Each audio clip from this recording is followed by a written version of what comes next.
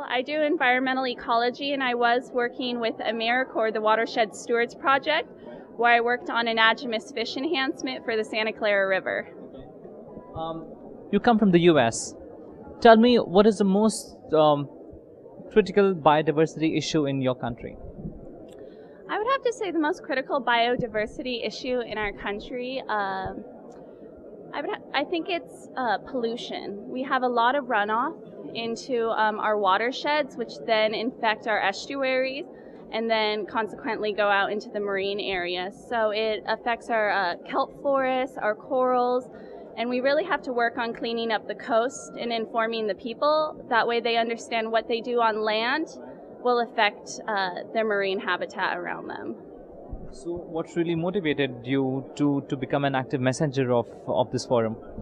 Well, I actually had a girlfriend who was a 2010's representative from South Africa, and her and I were volunteering doing some electric e-fishing for surveys in Malibu, and she told me about Go for Biodiv and put my name into the pot, and I worked hard, did the application, and crossed my fingers, and I'm at COP now. Brilliant, fabulous. So how has the experience been so far? I mean, you've attended camps and you've done so many activities. Tell us about it. I've really enjoyed it, especially being able to talk with so many international people and understand what issues are affecting them in their home country, and especially to see the relationship between the issues. A lot of things I experience here in the U.S. is happening in India, in Africa, and Germany. And then I've really appreciated Go for Biodiv's approach on their theater and interactive work.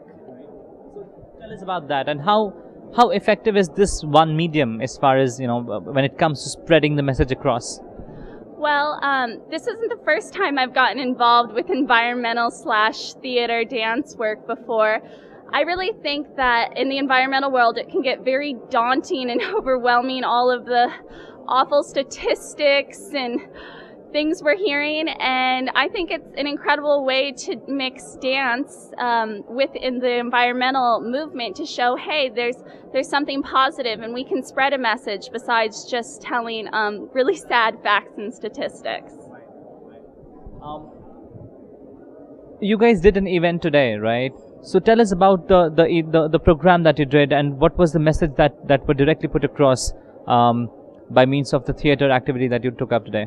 Well, the theater that we did today, we had 3 theaters. We had physical theater, third theater, and street theater, which I'm fairly new to these theaters because I don't think we call them that in the U.S., and especially the street theater and the third theater. But physical theater, I'm very aware with. I have a dance background, and I've danced my whole life, and mixing environmental work with dance is one of my favorite passions.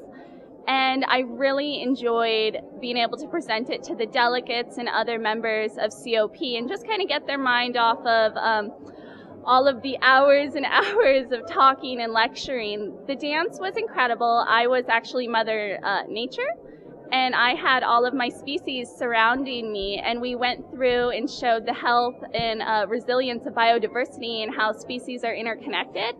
And we actually had 2 of our other members come in and act as pollution and show the effects of pollution on species and how it goes down the chain.